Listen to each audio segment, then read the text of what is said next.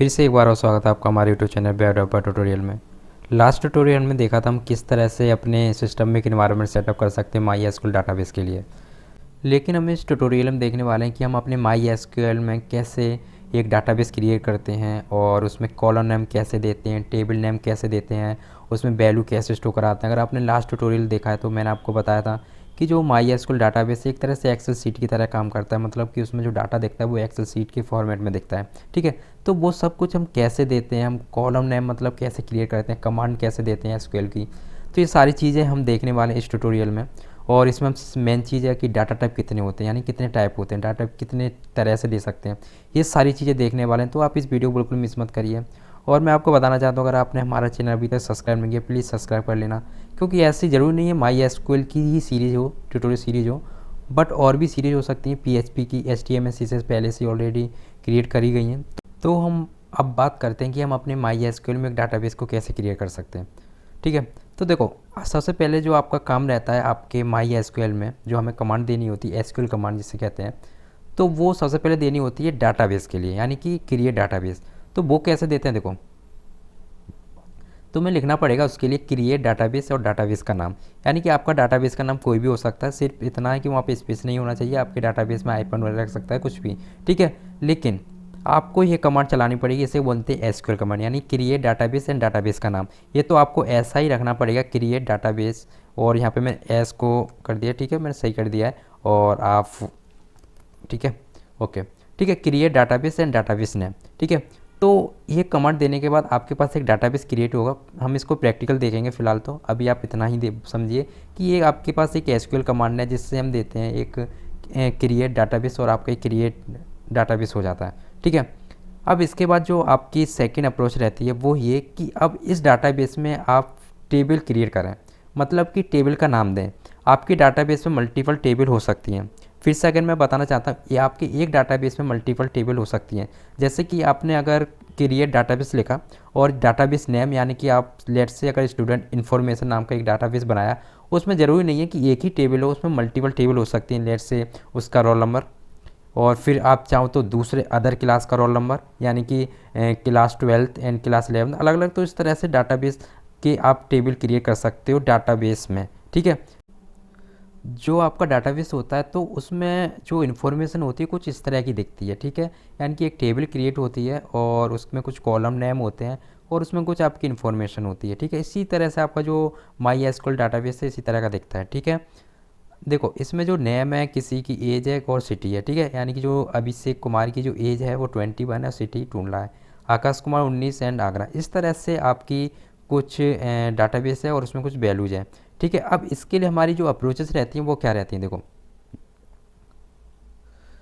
तो उसके लिए सबसे पहले आपको एक टेबल नेम देना पड़ेगा, यानी कि एक टेबल क्रिएट करनी पड़ेगी डाटाबेस में। फिर से अगर मैं बताना चाहता हूँ, आपके डाटाबेस में मल्टीपल टेबल हो सकती हैं। ठीक है, यानी कि एक आपने डाटाबेस क्रिएट करा फर्स्ट टाइम, फिर उसमें एक टेबल नेम दिया, यानी कि इसका टेबल का नाम क्या है, और उसमें फिर कॉलम नेम दिए, यानी कि कॉलम नेम क्या क्या रहेंगे। आपने चॉइस किया नेम, एज एंड सिटी, इसमें यहाँ पे रोल नंबर भी हो सकता था, मोबाइल नंबर भी हो सकते थे, ईमेल आईडी भी हो सकते थे। तो वो रहते हैं आपके क्या, कॉलम नेम। अब फिर बात आती है उनकी डाटा टाइप, यानी कि उनकी डाटा टाइप क्या होगा, यानी कि ये वाला। ठीक है, यानी कि उनका डाटा टाइप क्या होगा। फर्स्ट ऑफ ऑल आपने टेबल नेम दे दिया, फिर सेकंड कॉलम नेम, फिर कि उनका जो कॉलम है उनमें आप जो वैल्यू स्टोर कराएंगे उनका डाटा टाइप क्या होगा। अगर आपको डाटा टाइप नहीं पता तो हम डाटा टाइप भी देखेंगे इस ट्यूटोरियल में। ठीक है, अभी इतना समझो कि डाटा टाइप सिर्फ 3 टाइप के होते हैं हमारी माई एसक्यूएल में। ठीक है, तो देखो इसमें क्या हुआ, जो आपका नेम है इसका जो डाटा टाइप होगा, जो नेम में आपने वैल्यू स्टोर कराई होंगी वो स्ट्रिंग में कराई होंगी, एज इंटीजर में कराई होंगी यानी कि एक न्यूमेरिक वैल्यू में, और सिटी किस में, स्ट्रिंग में। ठीक है, तो यहाँ पे देखो 2 ही डाटा टाइप यूज हो रहे हैं, और चलो आपको बताते हैं। ठीक है, जो आपने नेम स्टोर कराया वो स्ट्रिंग में कराया है। ठीक है, और एज कराइए वो एक न्यूमेरिक वैल्यू है और न्यूमेरिक की रहेगी वो। ठीक है, और जो सिटी है वो भी एक स्ट्रिंग में, यानी कि एक टेक्स्ट फॉर्मेट। ठीक है, ऐसा समझो। ठीक है, तो इस तरह से हमारे कुछ डाटा टाइप होते हैं जो कि हम अभी जानेंगे। ठीक है, तो आइयो आपको पता चल रहा होगा कि किस तरह से हमारा डाटाबेस क्रिएट होता है। ठीक है, तो देखो फिर से मैं बताना चाहता हूँ, पहले आप डाटाबेस क्रिएट करेंगे, फिर उसमें टेबल नेम, यानी कि टेबल नेम क्या रहेगा आपका, और उसमें कॉलम नेम क्या रहेंगे, और फिर उनका डाटा टाइप क्या रहेगा। ठीक है, देखो इसके लिए हमें एसक्यूएल जो कमांड चलानी होती है वो इस तरह से चलानी होती है। सबसे पहले आप लिखेंगे क्रिएट टेबल, ये आपको ऐसे ही लिखना पड़ेगा। फिर टेबल नेम, यानी कि आपका टेबल क्या रहेगा, यानी कि टेबल नेम, यानी कि इसका टेबल का नाम क्या रहेगा, लेट से स्टूडेंट इन्फो, ठीक है। फिर उसमें कॉलम नेम, यानी कि कॉलम नेम मतलब कि नेम, पहला नेम, यानी कि यहाँ पे नेम पास कराएंगे। और वहाँ पे की डाटा टाइप, यानी कि अभी डाटा टाइप क्या रहेगी, स्ट्रिंग रहेगी या फिर वहाँ पे एक न्यूमेरिक वैल्यू रहेगी, क्या रहेगी, वो आपके ऊपर डिपेंड करेगा। आप एक बात बताओ, यहाँ पे जो नेम रहेगा, जो आपका जो नेम है, उससे आप पे कोई न्यूमेरिक वैल्यू तो देंगे नहीं, वहाँ स्ट्रिंग ही तो देंगे। तो सिंपली यहाँ पे आप स्ट्रिंग पास कराएंगे, लेकिन स्ट्रिंग नहीं कराएंगे। मैं आपको बताऊंगा भी डाटा टाइप एक्चुअली क्या होते हैं फिर से, ठीक है। कॉलम नेम 2, यानी कॉलम नेम क्या था, आपका एज था, ठीक है। और कॉलम 3 यानी कि आपका जो सिटी, ठीक है।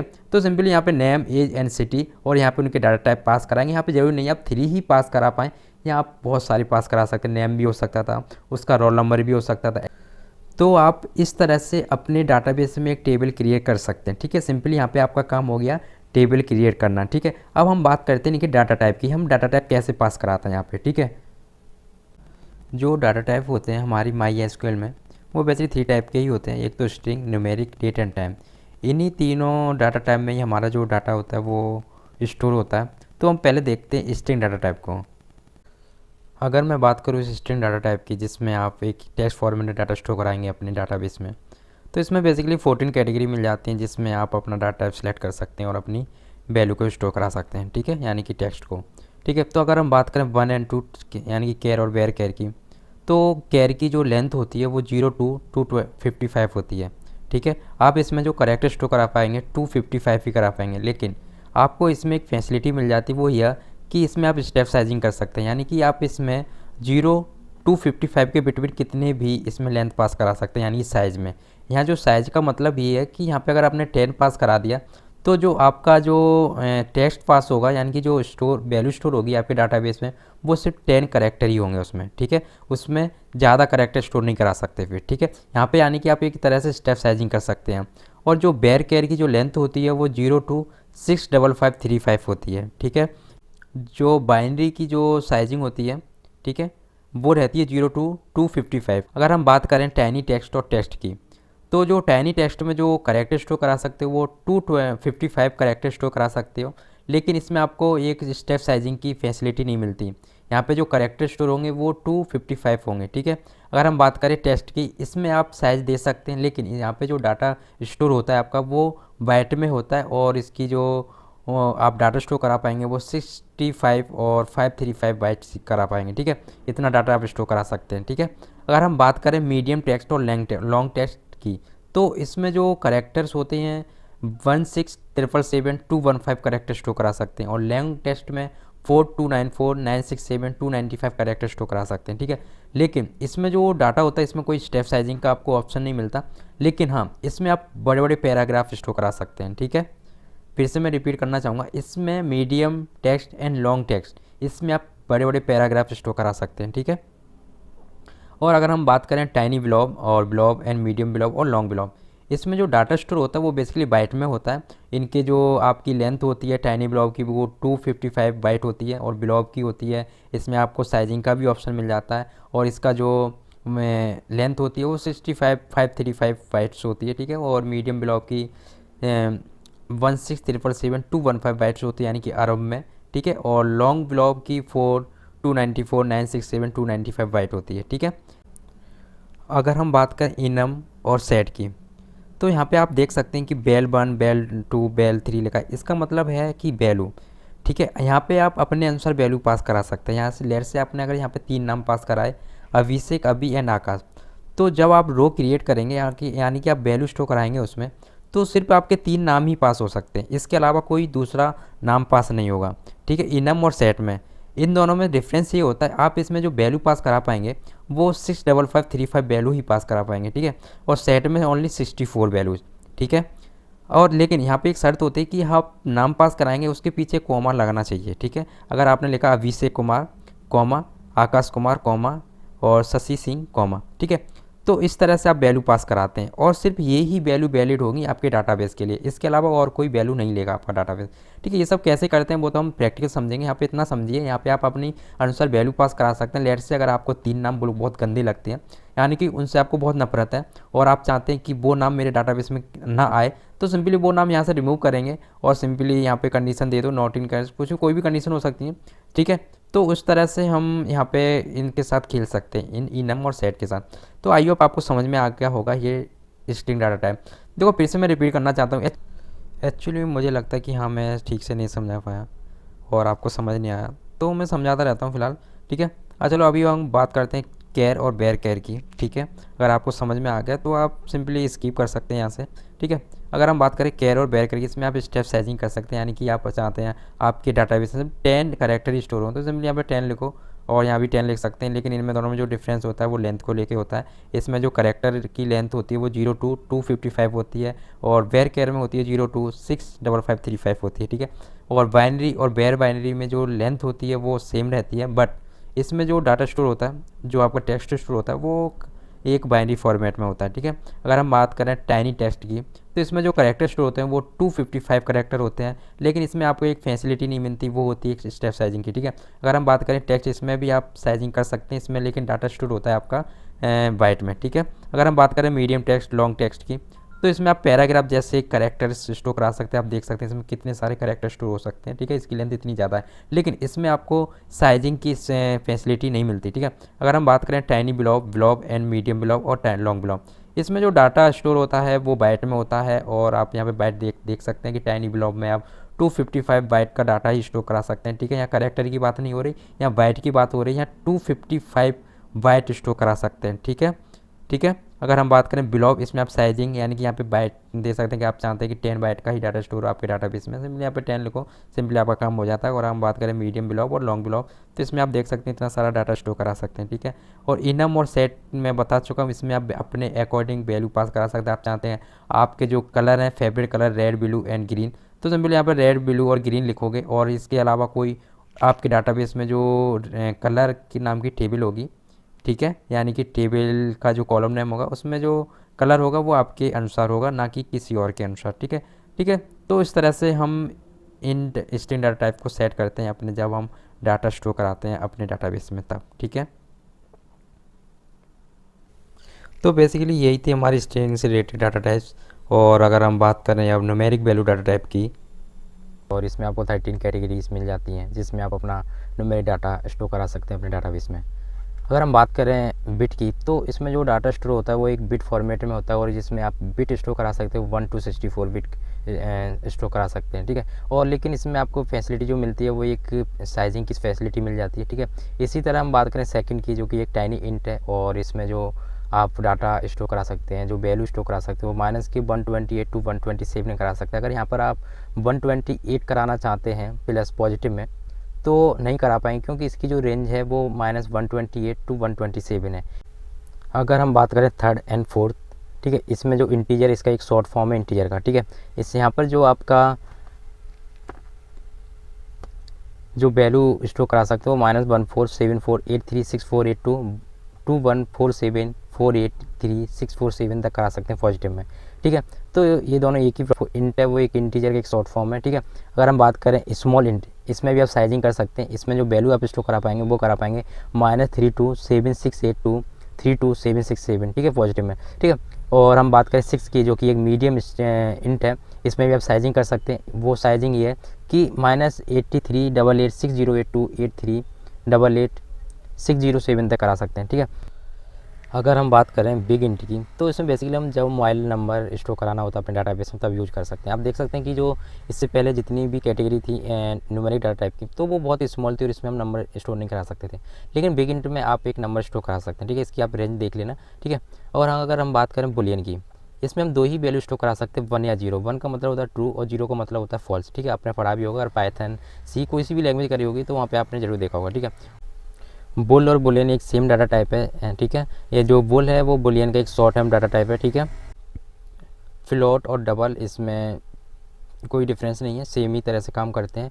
और जो फ्लोट है उसमें क्या करते हैं कि हमें डेसिमल में वैल्यू देनी होती है।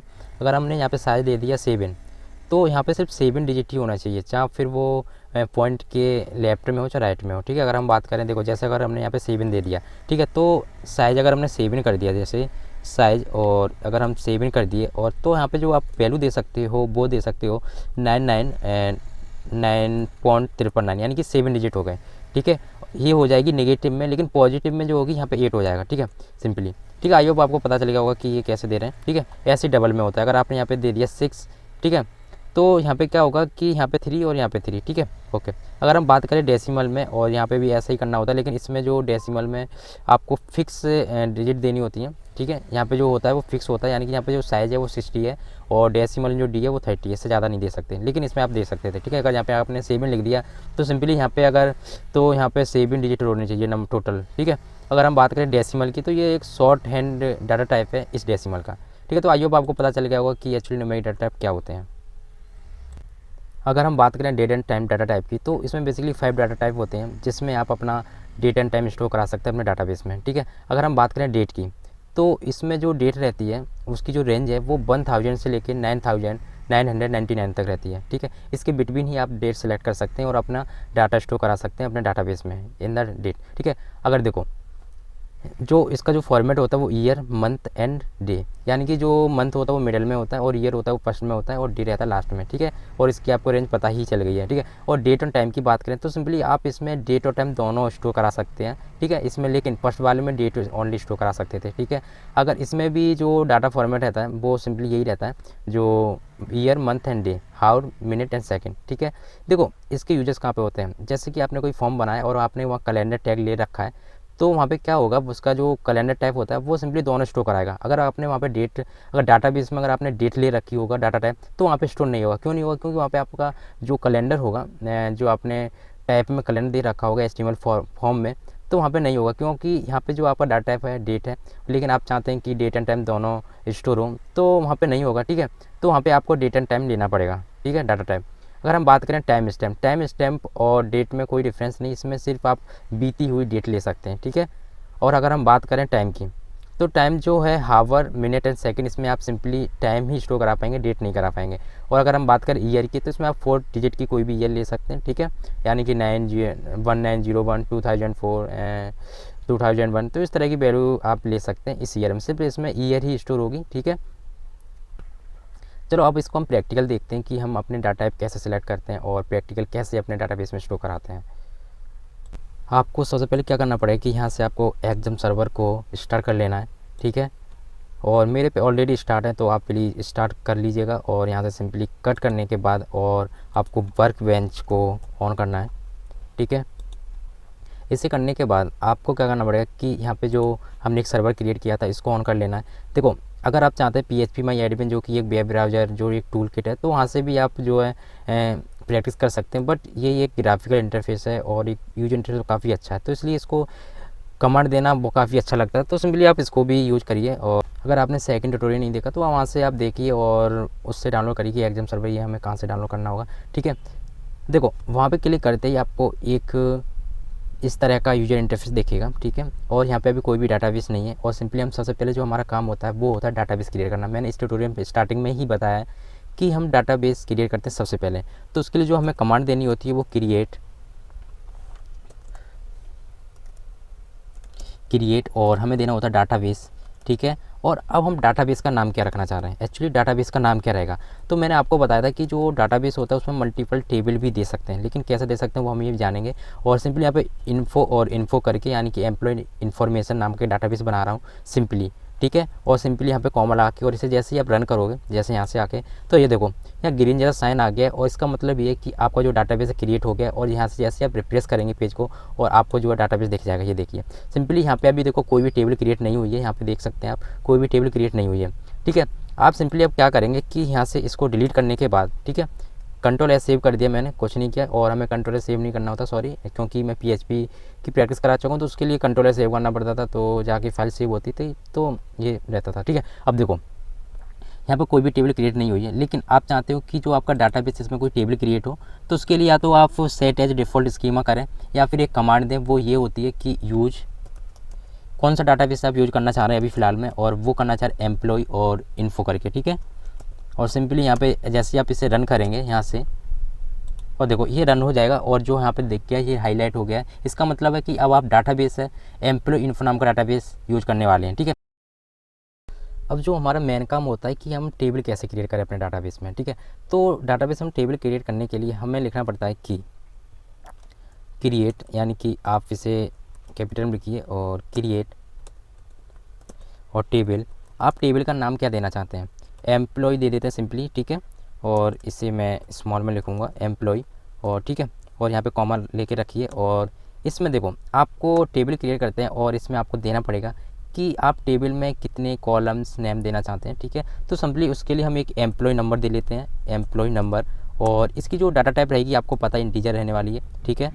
और सिंपली यहाँ पे आपको कॉमा देना है और लेंथ नहीं देते हैं यहाँ पे, ओके। और ठीक है एम्प्लॉय, और सिंपली ठीक है। और जो हम सेकंड उसका नाम यानी कि एम्प्लॉय का नाम क्या है, और यहाँ पे आपको पता है बेरकेट लेते हैं क्योंकि जो हमारा नाम होता है एक स्ट्रिंग फॉर्मेट में होता है। और नेम 20 इसकी लेंथ दे देते हैं, यानी कितना ही करेक्टर इसमें यूज कर पाएगा आपका क्लाइंट। और यहाँ पे सिंपली बर्थ दे देते हैं, बर्थ, और डेट, सिंपली उसका डेट क्या है यानी कि DOB, ओके। और यहाँ पे हम इसे स्टोर कराते हैं डेट में, सिंपली ओके ओके। और सिंपली यहाँ पे फिर से कॉमा दे दो, और यहाँ पे कह रहा है कुछ, ठीक है ठीक है। अब देखो इतना काम करने के बाद हम उसका फ़ोन नंबर भी दे देते हैं, और ये भी बेयर केयर में देंगे हम, ठीक है सिंपली। और यहाँ पे आओ, और बेयर केयर इसको हम 20 कर देते हैं, ठीक है। फ़ोन नंबर, ठीक है, यानी कि बेसिकली 12 भी होता है तो हम 12 दे देते हैं, ठीक है। अगर कोई कंट्री कोड भी डाले तब, ठीक है, कंट्री कोड डाल के होता है आपका 13 का, ठीक है। और हम देते हैं जेंडर,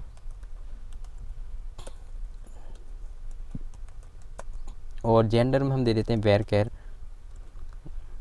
और वो वेयर केयर रहने वाला 2 का कर देते हैं, यानी कि फीमेल या मेल, सिंपली F या मेल M, ठीक है ओके। और सिंपली उसका सिटी यानी कि वो कहाँ का रहने वाला है, और सिंपली वेयर केयर दे दो, और सिंपली यहाँ पे कर दो 20, ठीक है। और यहाँ पे देखो आपको लास्ट में कॉमा नहीं देना होता, और यहाँ पे देखो ये कुछ गलत बता रहा है बर्थ, और ठीक है। और यहाँ पे डेट कर देते हैं पूरा, ओके। और यहाँ पे हमें कॉमा देना पड़ेगा, ठीक है। अब देखिए अब, और यहाँ भी हमें कॉमा देना पड़ेगा, ठीक है। आप इन सब चीज़ों का ध्यान रखना, ठीक है ओके। अब देखो यहाँ से जैसे मैं रन कराऊंगा और ये देखो टेबल क्रिएट हो जाएगी, और जैसे ही आप इसको रिफ्रेश करेंगे आपको एक टेबल दिखेगी, वो यह कि एक एम्प्लॉय नाम की टेबल दिखेगी, देखो। और आप यहाँ से ही जैसे कॉलम पे आप करेंगे तो वहाँ पे आपको पता चलेगा कि जो आपके कॉलम नेम है वो एम्प्लॉय नंबर और name and birth date and phone number and gender and city, ठीक है। अब देखो या तो आप ऐसे भी देख सकते हैं, इसे आप सिलेक्ट करो और आपको यहाँ पे दिख जाएगा, ये देखिए, और इनकी लेंथ वगैरह सब कुछ दिख जाएगी आपको, ठीक है। और आपने इंट लिया है बेयर के लिए, क्या कौन सी आपने डाटा टाइप लिया है वो सब कुछ आपको दिख जाएगा, ठीक है, इस तरह से। लेकिन आपके पास एक कमांड भी होती है, आप चाहो तो यहाँ से देखो, जैसे मैं यहाँ पर सिलेक्ट करूँ और आपको यहाँ पे दिख जाएगा, ये देखो अभी कुछ भी इसमें वैल्यू नहीं है, कुछ भी आपने इंसर्ट नहीं करा, सिर्फ आपकी एक टेबल क्रिएट हो गई है, वो यह कि एम्प्लॉय नाम की, ठीक है। यानी कि एम्प्लॉय नाम की एक टेबल क्रिएट हो गई और जो डाटा बेस है वो एम्प्लॉय इन्फो है, ठीक है। अब देखो इससे हम ऐसे भी दे सकते थे, इसमें हम कमांड सब सीखेंगे कि हमारी सिलेक्ट कमांड क्या होती है, ठीक है। आप देखो यहाँ पे कमांड ऑटोमेटिकली आ गई है, तो इस तरह की अगर इसे आप रन कराओ इस कमांड को तो सिंपली आपको यही दिखेगा, ठीक है। तो इस तरह का ये यूजर इंटरफेस है और ये वर्कबेंच काफ़ी अच्छा है। अगर आप MySQL डाटाबेस सीख रहे हैं तो MySQL बहुत बेस्ट सॉफ्टवेयर है, ठीक है। मैंने आपको एक बात और बताई थी, वो यह कि आप एक ही डाटाबेस में एक मल्टीपल टेबल क्रिएट कर सकते हैं, ठीक है। देखो अगर आपको पता है, अब हमें यूज डाटाबेस तो लिखना नहीं, मतलब कि हम कौन सा डाटाबेस यूज कर रहे हैं, क्योंकि हमने पहले से दे दिया कि यूज डाटाबेस हम एम्प्लॉय इन्फो नाम का कर रहे हैं। अगर हमें इसमें मल्टीपल टेबल क्रिएट करनी पड़ी तो उसके लिए हम सिंपली क्या करते हैं कि लेट से अगर ये एक टेबल आपकी क्रिएट हुई होगी, ठीक है, और सिंपली आपको यहाँ पे देखो हमें सिंपली कमांड देनी होती है, वही जो हमने अभी दी थी पहले टेबल के लिए, ठीक है, क्रिएट टेबल। और आप यहाँ पे लिख लो एम्प्लॉय 1 या फिर 2, ठीक है, उसे 2 कर देते हैं, उसको 1 और इसको 2, ठीक है। सिंपली यहाँ पे जो डाटा है एम्प्लॉय इन्फो और उसकी जो सेकंड एम्प्लॉय नंबर 2 है, यानी कि दूसरा हो सकता है कि दूसरी रूम में वो काम करता हो, ठीक है, तो उसकी इन्फॉर्मेशन हम डाल रहे हैं दूसरी टेबल में, ठीक है ओके। अब देखो अब यहाँ से जैसे ही आप एंटर कराओगे इसे और सिंपली इसको रन करोगे, और सिंपली यहाँ पे हमने सेम रखा हुआ है उसकी कॉलम सब कुछ, ठीक है। अब देखो ये रन हो गई, ठीक है। अब आपको जो डाटाबेस में आपको देखेंगे, अब 2 टेबल दिखेंगे, देखो एक तो एम्प्लॉय वाला, अगर आप इसे ख़त्म करो और इसे ओके, देखो अब आपको 2 टेबल दिखेंगे, एक तो एम्प्लॉय और एम्प्लॉय 2, ठीक है। अब आपको पता चल गया हो कि हम एक ही डाटाबेस में 2 टेबल क्रिएट कर सकते हैं, एम्प्लॉय, एम्प्लॉय 2, एम्प्लॉय 3, एम्प्लॉय 4, कुछ भी कर सकते हैं, ठीक है। लेकिन वो टेबल होना चाहिए और वैलिड टेबल होनी चाहिए, ठीक है ओके। ठीक, आई होप आपको ये सारी चीज़ें समझ आई होंगी कि कैसे हम अपने डाटाबेस में टेबल क्रिएट करते हैं, कैसे हम इसे यूज करते हैं, और कैसे हम इस एम्प्लॉय इन्फो को यूज कर सकते थे, और कैसे हम डाटा टाइप देते हैं। तो आई होप आपको ये वीडियो काफ़ी पसंद आई होगी, और अगर आप डाटाबेस सीख रहे हैं तो सारे ट्यूटोरियल्स आप हमारे फॉलो करिए। और नेक्स्ट ट्यूटोरियल हम जानेंगे कि हम कैसे अपने डाटाबेस में टेबल क्रिएट करने के बाद एक वैल्यू को स्टोर करते हैं, और उसमें कैसे हम डेट और टाइम जैसी वैल्यू को स्टोर करा पाते हैं, ठीक है। आई होप आपको ये वीडियो काफ़ी पसंद आई होगी, और पसंद आई है तो प्लीज़ हमारी वीडियो को लाइक कीजिए और हमारे चैनल को सब्सक्राइब कीजिए।